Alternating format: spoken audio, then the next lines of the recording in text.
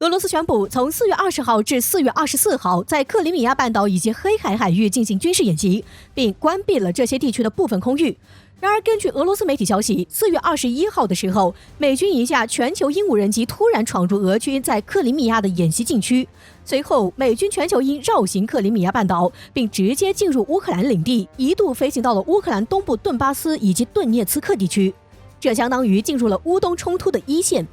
全球鹰无人机可是号称美军最先进的无人侦察机，这架飞机可以在高空持续巡航40个小时，监控超过10万平方公里的地方，其飞行高度能达到18000米，并且在这种高度下，让很多雷达以及防空导弹都束手无策。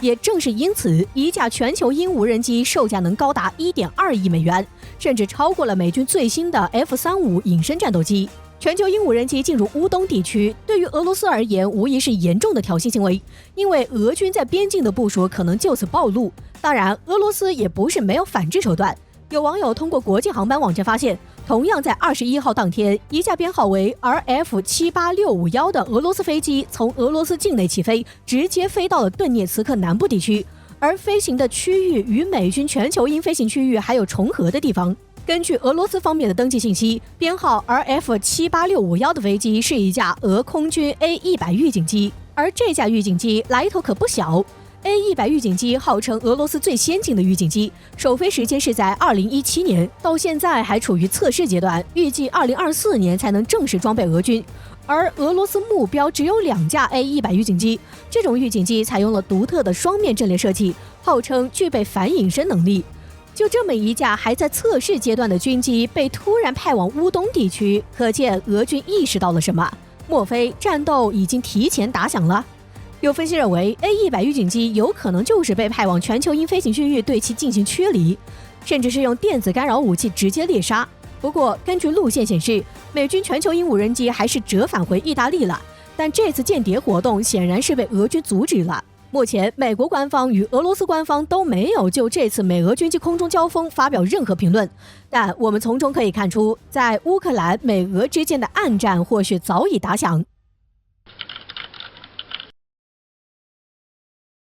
综合美国媒体在近期的消息，在4月22号，此前被中国点名制裁的美国议员汤姆·克顿在参议院公开表示，当下美国媒体依赖中国资金援助，其中甚至包括传统的几大主流媒体，如美国广播公司 ABC、美国全国广播公司 NBC、哥伦比亚广播公司 CBS 和美国有线电视新闻网 CNN。按照此人的说法 ，ABC 是属于迪士尼 ，NBC 属于康卡斯特集团，旗下多个企业都在中国市场获得营收 ，CBS 同样如此 ，CNN 归属于华纳集团，在华市场更是盈利颇丰。这些媒体背后的集团都长期在中国市场盈利，必然会影响到对华的立场。因此，这位美国议员言之凿凿地表示，这些美国媒体因为钱包问题，肯定与中国有勾结，如同中国的保镖一样，在舆论上背叛美国利益。实际上，前面3件的对华造谣，很多读者可能不熟悉，但是 CNN 绝对是大名鼎鼎的对华舆论攻击污蔑的主力军，这都能被说成是收中国的钱，对华软弱，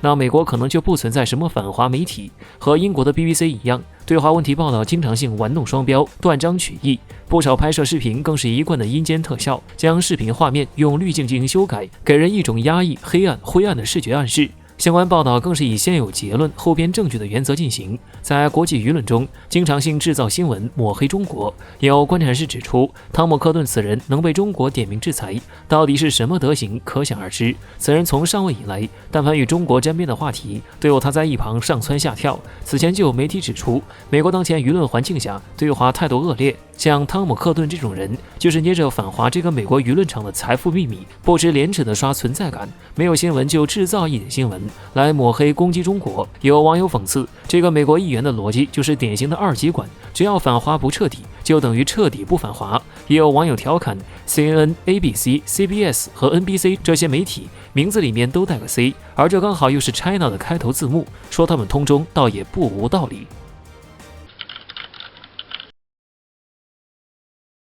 据环球时报的消息称，英国外相拉布在近日对媒体表示，英国 ODA 组织将削减 95% 的对华援助资金，也就是说，今年的对华援助资金将低于9万英镑。需要知道的是，尽管在英国官方和西方媒体以及对此类预算的描述中都有人权援助一词，但这些资金并非由英国政府无偿提供给中国的。这些资金最主要的目的不是为了改善所谓的中国人权问题，而是为了英国的国家利益服务，其中充满了政治目的。据了解，此次提到的 ODA 实际上是英国政府向其他国家提供的发展援助基金。光听名字，也许很多人觉得这是一种单纯的援助项目，但实际上这只是英国人破坏其他国家社会稳定、输出思想观念的一种主要攻击手段。为达到舆论宣传的目的，这些援助项目资助了一些所谓的 NGO 组织及所谓的非官方非盈利机构。这些机构的具体目的是为了干什么，懂的都懂，这里也就不多说了。不是说这种组织一定是坏的，而是这种组织背后有太多的利益交织在一起了，很难分清楚是好是坏。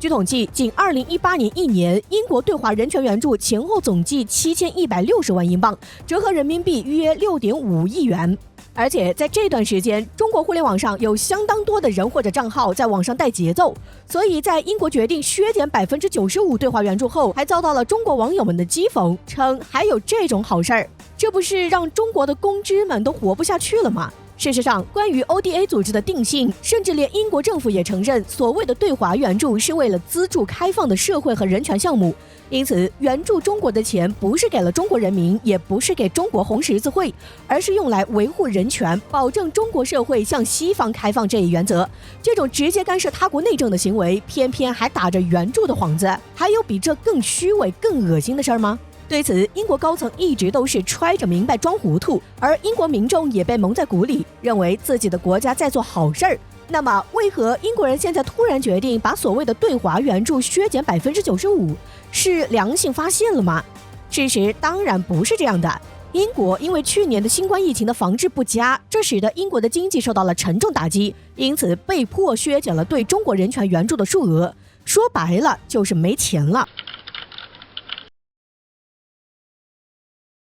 2021年4月23号注定是一个值得被我们纪念的日子，因为这一天中国海军不仅迎来了72岁的生日，南海舰队在同一天喜提3艘战舰，这也成为了中国海军有史以来首次出现一次性入列3艘战舰的空前盛况。根据央视新闻报道称，4月23号，海军三亚某军港举行了海军3型主战舰艇的集中交接入列仪式。这3艘战舰分别是094型战略核潜艇长征18号艇舷号421和05型导弹驱逐舰大连舰舷号105，还有075型两栖攻击舰海南舰舷号31。这3艘战舰同一天入列南海舰队，意义非凡，不仅让国人为之振奋，同时让巴西人认为这是中国决心管理南海的标志。这是怎么一回事呢？在巴西 SAB 网站今日有一篇文章报道了中国海军在一天之内入列了3艘战舰。文章中，巴西媒体称，这是中国海军首次同时入列3艘大型战舰，不仅代表了中国海军在国防科学技术上发生了重大变化，